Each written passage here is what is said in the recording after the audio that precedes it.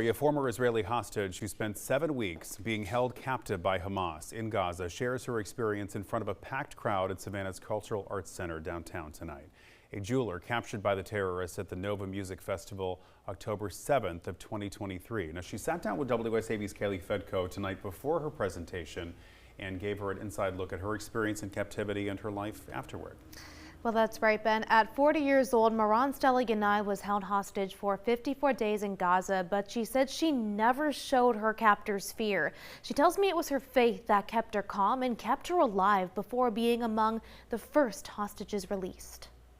From captivity in Gaza to voicing her newfound freedom across the world, former Israeli hostage Moran Stela Yanai sharing her story in Savannah. In one of my lectures, this woman asked me, because I was speaking about faith a lot, and she said, "Really? Do you think that faith made you being released and not a deal?"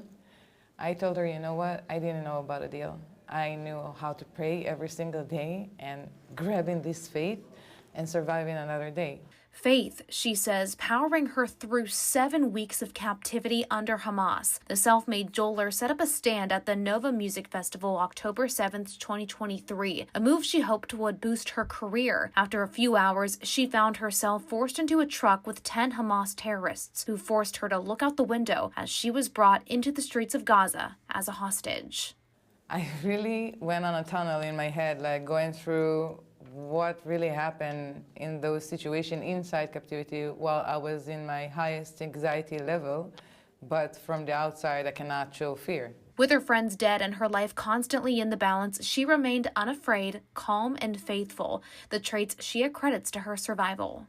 And I know that no matter what will happen, it will pass, you know, even being dead, even if they would have executed me eventually, and every time I thought I would die, this shall pass also. Even though day-to-day life is still difficult, 2 years later, she tells me she forgives her captors. Coming out, I have no revenge and I have no anger.